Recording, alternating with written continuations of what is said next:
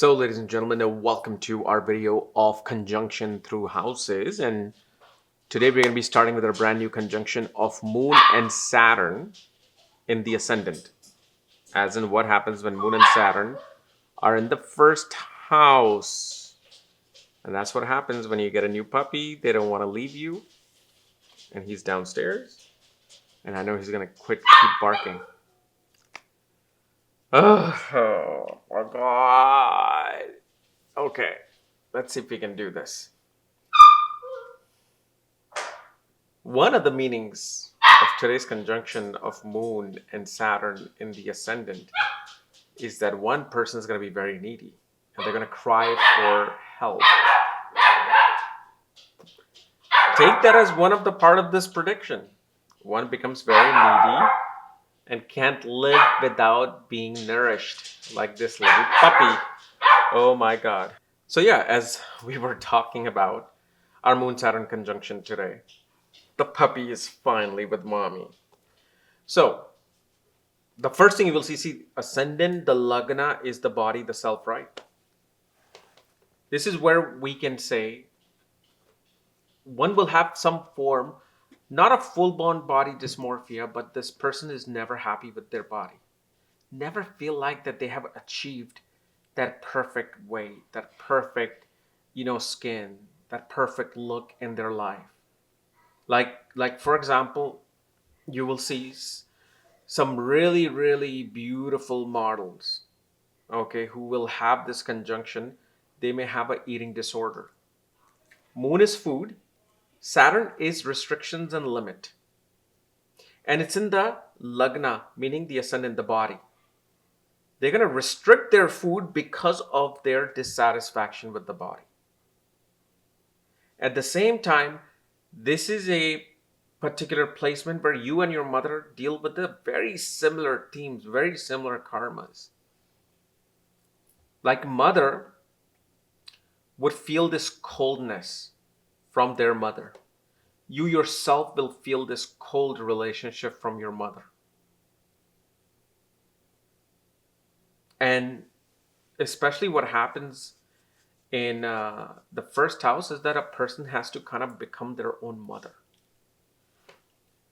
Now, of course, I'm just talking about Moon and Saturn. If some other planet is somehow conjunct, there's going to be some difference in this conjunction. For example, if Mercury or the sixth lord somehow impacts this conjunction, one of your maternal aunts may actually be becoming your mother. That's what happens. And one of the things is both you and your mother would have had to take on responsibility of the household from the beginning. You had to not only become independent and take care of yourself, but situations of life become where you also have to take care of the mother or people within the household. So what happens is this person has a very limited, like this childhood. That childhood that a person's supposed to experience, right? Especially if Saturn is ahead of Moon, that childhood becomes obstructed with responsibility, duty, commitment, and sacrifice. Now, what is the benefit of that? Well, the benefit becomes is that these are the people who can be the hardest working people out there. Because from the young age they have known what work is, they can work. That doesn't mean, again, don't even think like, well, this could make this person a really good person. No. You have all kinds of people in the world, all kinds of very similar conjunction with other people. What makes a saint from a psychopath, that difference is sometimes this very thin line and minute. This is where divisional charts comes into play.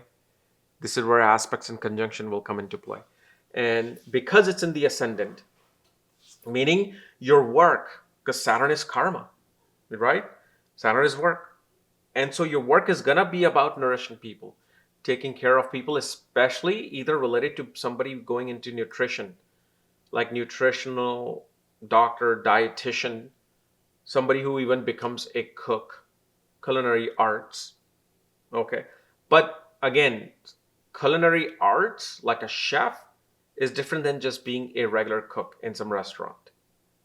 Just like I said, saint and sinners, same thing. Chefs like Gordon Ramsay versus some cook in some Indian restaurant you go to. That difference is not going to be seen just from this moon and Saturn. It who's around and impacting this moon and Saturn.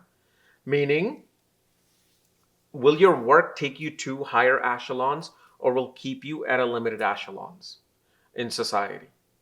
So that's what happens here with this particular conjunction.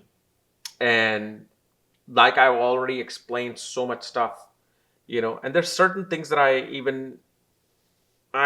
should be making a second part to my Saturn moon video because there's a lot to cover there. But Saturn moon in the ascendant, there's going to be, and because of the hardship that person has dealt with, whether it's self-inflicted hardship, maybe they didn't have hardship, they just wanted to feel like, oh, I'm having a hardship. That can happen with this mind because again, mind is really close to Saturn. It's in the same house with Saturn. Even the happiest of princes will feel depressed and sad when it's around somebody who's just, kind of like a, what do you call that term? Sad Louie, or Debbie Downer, those kind of things. So they themselves just feel like, oh God, you're making me depressed. So because the mind gets affected with Saturn, the depression becomes a very common integral part of this conjunction, especially when they happen in water signs. So what is the remedy for that? Like I told you, give free service. Give free food to people. Cook food for people without expecting any praises in return, without ever expecting what happens to those people or what they give you in return. And I'm not talking about family members. It's much easier to do these things for family members and be like, oh yeah, I just did this karma. No, you feed the poor. Because originally the ascendant is where Saturn becomes debilitated. Your karma becomes with people who are in their very lower state. People who can support their own family, who don't have food. You cook for them, you feed them. The moment you start doing that, you will see suddenly whatever you do, the things that you deal with self-inflicting psychological wounds, they go away. Because you're doing something, instead of Saturn just affecting you, you're doing something that Saturn needs to do. You're keeping Saturn busy. And this is where then that separation of mind and karma comes into play. And because of these things I said, this person wants to be a public figure. This person feels like they want to be admired by people. Why do they want to be admired by people? Because they didn't receive so much admiration from their own life, from people around them. They had a lot of coldness coming, especially from women in their life. So what happens there, this person will look to become an artist, look to become a politician or some celebrity, actor, actress, or social media star nowadays. God knows what it will be in 200 years. Maybe you want to be your AI avatar to get fame because you won't be there getting the fame. It'll be your AI avatar. So whatever it is, the public life becomes very important for their